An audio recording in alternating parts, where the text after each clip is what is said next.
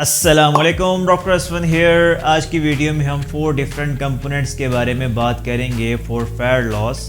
तो सबसे पहले हम बात करेंगे वर्कआउट के बारे में, नंबर 2 न्यूट्रिशन के बारे में, नंबर 3 रिकवरी के बारे में एंड नंबर 4 कार्डियो के बारे में। तो सबसे पहले हम वर्कआउट के बारे में बात करते हैं। तो बेसिकली वर्कआउट का कोई इतना ज़्यादा डिफरेंस नहीं है for muscle building and fat loss.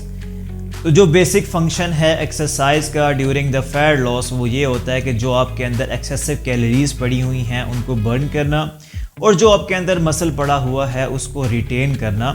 And on the other hand exercise for muscle building ये काम करती है कि जो आपके अंदर मसल पहले पड़ा हुआ है उसको ब्रेक करना ताकि वहाँ पे न्यू टिश्यूज़ की डेवलपमेंट हो सके, ताकि उनका साइज़ इंक्रीज़ हो सके, उनके अंदर स्ट्रेंथ लेवल इंक्रीज़ हो सकें और आपके जो ओवरऑल आपकी बॉडी की शेप है उसको वो चेंज कर सकें और आपके जो मसल्स हैं उसका साइज़ जो है वो इंक्रीज़ वहाँ पे हो सके। अब अक्सर लोगों का एक कॉमन क्वेश्चन होता है कि हमने फैट लॉस करना है तो हमें स्ट्रेंथ ट्रेनिंग क्यों करनी चाहिए फॉर द फैट लॉस, हमें तो वहाँ पे कार्डियो करना चाहिए फॉर मैक्सिमम टाइम। तो अब आपको यहाँ पे एक छोटी सी बात समझने की ज़रूरत है कि जब आप स्ट्रेंथ ट्रेनिंग करते हैं फॉर फैट लॉस तो बॉडी के अंदर जो मसल पड़ा हुआ है बॉडी उससे रिटेन करने लग जाती है और अगर वहीं पे आप मैक्सिमम टाइम के लिए कार्डियो करेंगे तो बॉडी के अंदर जो मसल है बॉडी उसे लूज करने लग जाएगी। अब बॉडी के अंदर जब ज़्यादा मसल होता है तो आपका मेटाबॉलिज्म ज़्यादा फास्ट अप रहता है, आप कंटिन्यूसली एक कैलोरीज बर्निंग की स्टेट में रहते हैं। ऑन द अदर हैंड अगर आपकी बॉडी के अंदर मसल कम होगा तो आपका मेटाबॉलिज्म स्लो डाउन हो जाता है, जिससे आपका फैट लॉस का जो प्रोसेस है वो शट डाउन होने लग जाता है और आपको वहाँ पे रिजल्ट्स नहीं आते। इसलिए आपको ड्यूरिंग फैट लॉस प्रोग्राम आपको स्ट्रेंथ ट्रेनिंग करनी चाहिए। मैं आपको यहाँ पे सजेस्ट करूँगा कि जब आप स्ट्रेंथ ट्रेनिंग करें फॉर फैट लॉस तो आप हाई रैप्स और लो वेट का यूज़ करें। अब अक्सर लोगों का यहाँ पे क्वेश्चन होता है कि हमें हाई रैप्स और लो वेट का यूज़ क्यों करना चाहिए। आपको यहाँ पे एक बात समझने की ज़रूरत है कि आपकी बॉडी पहले ही कैलोरीज डेफिसिट के अंदर चल रही है और बॉडी के अंदर इतनी एनर्जी नहीं होती कि वो हैवी वेट्स को पुश कर सके। और जब आप हैवी वेट्स को पुश करने लगेंगे तो आपको वहाँ पे इंजरी के चांसेस ज़्यादा हो सकते हैं, जिससे आपको इंजरी हो सकती है और आपका एक फैट लॉस का प्रोसेस शट डाउन हो सकता है। इसीलिए आप हाई रैप्स करें ताकि आप अपनी बॉडी से ज़्यादा काम निकलवा सकें, आप अपनी बॉडी की ज़्यादा कैलोरीज को बर्न कर सकें और ऑन द सेम टाइम अपना मैक्सिमम मसल जो है उसको रिटेन कर सकें और सेफ रह के अपनी एक जर्नी को कंटिन्यू रख सकें। Now let's talk about the nutrition.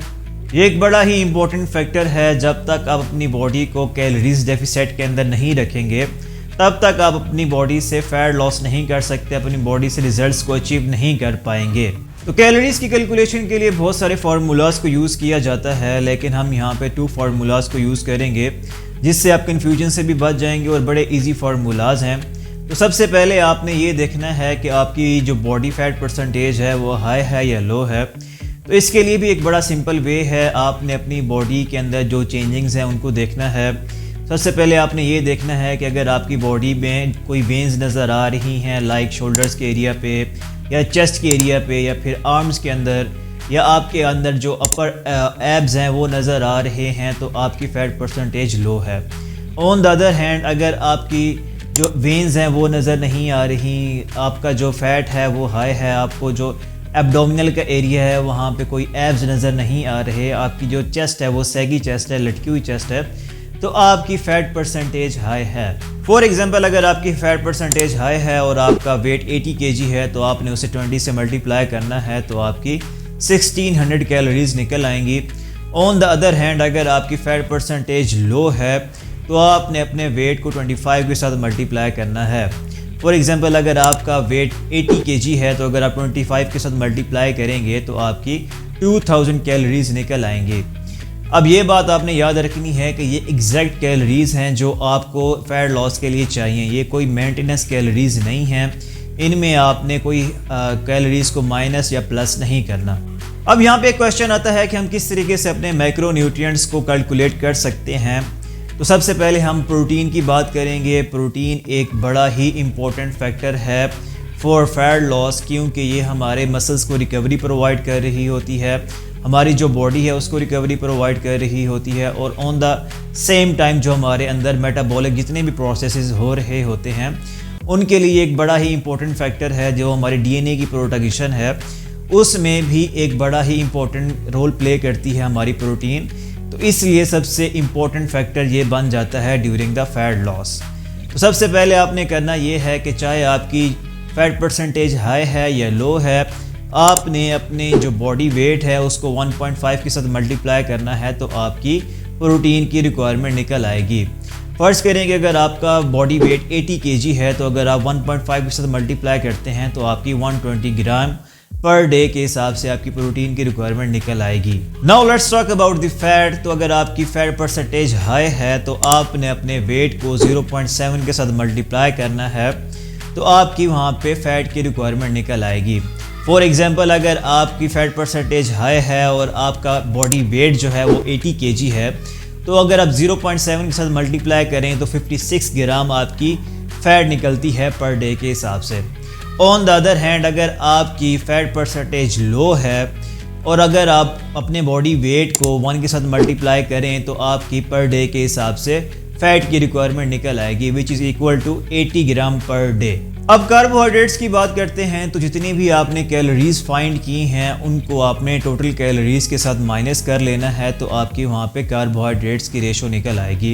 As we know हमें जो 1 ग्राम ऑफ कार्बोहाइड्रेट है वो 4 कैलोरीज प्रोवाइड करता है, इसी तरीके से हमें जो प्रोटीन है वो भी 4 कैलोरीज प्रोवाइड करती है पर ग्राम, एंड फैट जो है वो हमें 9 कैलोरीज प्रोवाइड कर रही होती है पर ग्राम। तो सिंपली आपने कैलकुलेशंस कर लेनी है। तो सबसे पहले जैसे हमने प्रोटीन की रिक्वायरमेंट निकाली थी तो 120 ग्राम पर डे के हिसाब से हमारी प्रोटीन निकली थी, तो अगर हम उसे 4 के साथ मल्टीप्लाई करते हैं तो 480 कैलोरीज हमें प्रोटीन प्रोवाइड कर रही है per day. And similarly fat जो है हमें 56 ग्राम फ़ैट हमने पर डे के हिसाब से कंज्यूम करनी है, तो 9 कैलोरीज के साथ मल्टीप्लाई किया जाए तो हमें 504 कैलोरीज फ़ैट से आ रही हैं।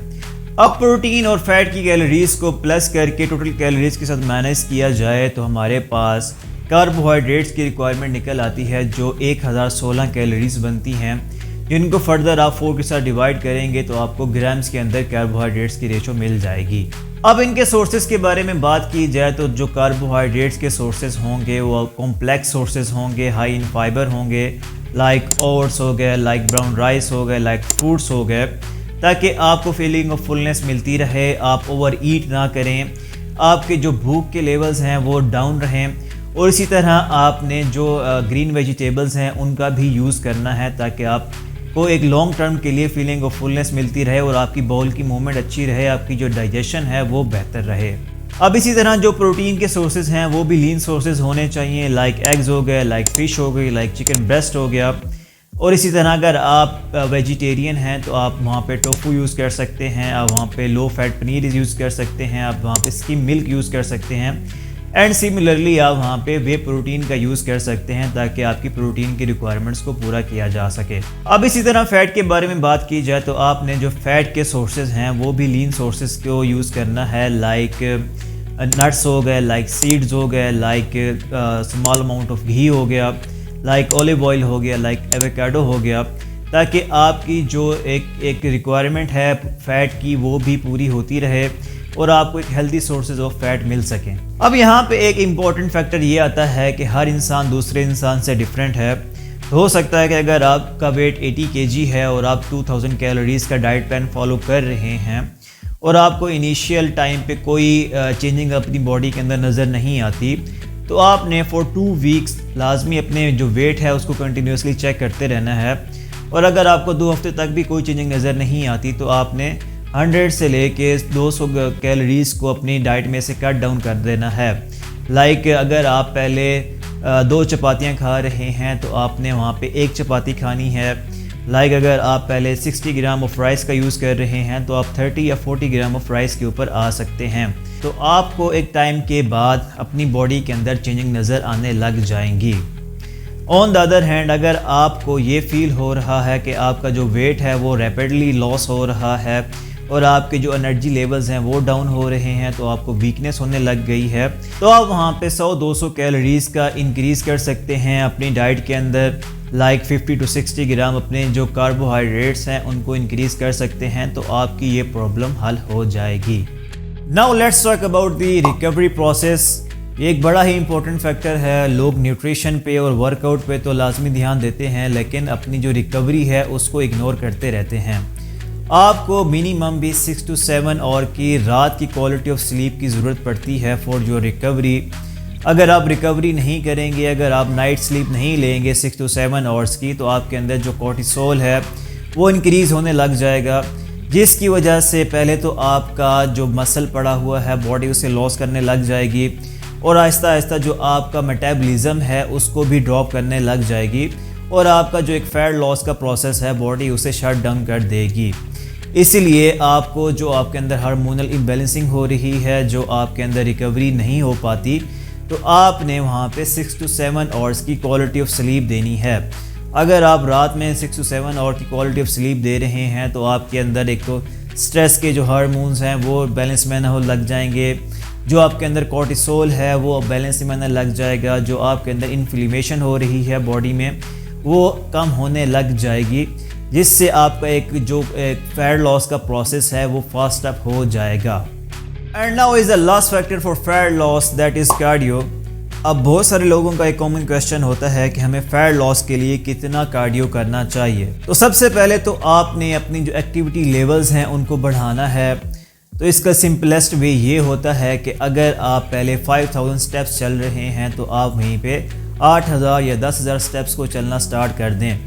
इससे ये होगा कि आपकी एक्टिविटी लेवल बढ़ने लग जाएंगे, जो आपके अंदर एक्सेसिव फैट पड़ी हुई है बॉडी उनको यूटिलाइज करने लग जाएगी एज सोर्स ऑफ एनर्जी, और उसके बाद वहाँ पे आप अपने रूटीन के अंदर कार्डियो ऐड ऑन कर सकते हैं after the 1 week, like brisk walk हो गई, रनिंग हो गई, रोइंग मशीन हो गई, ट्रेडमिल हो गई।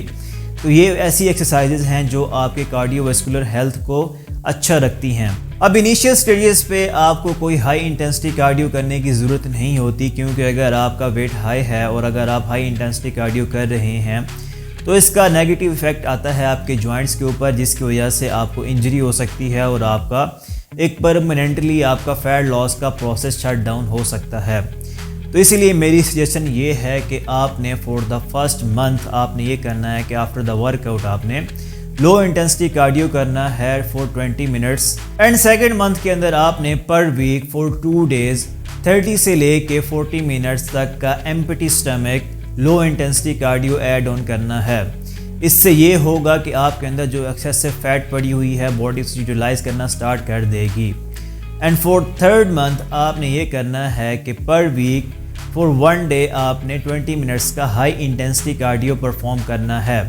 20 मिनट से ज़्यादा नहीं करना, क्योंकि आपकी बॉडी के अंदर जो मसल मैस पड़ा हुआ है बॉडी उसे एज एनर्जी सोर्स यूटिलाइज करना स्टार्ट कर देगी, और आपका जो मेटाबॉलिज्म है वो ड्रॉप होने लग जाएगा, जिससे आपका जो फैट बर्निंग का एक प्रोसेस है वो शट डाउन हो सकता है। लेकिन इसका सबसे बड़ा फ़ायदा ये होता है कि after the workout high intensity cardio अगर आपने किया हुआ है तो बॉडी फॉर सम टाइम आपकी कैलोरीज को बर्निंग का प्रोसेस को कंटिन्यू रखती है। So this was the complete diet and workout plan for faster fat loss. Just remember कि आप consistency, patience and self discipline के साथ अपना weight loss and fat loss का टारगेट अचीव कर सकते हैं। आई होप मेरी ये वीडियो आपके लिए फ़ायदेमंद साबित होगी। Take care.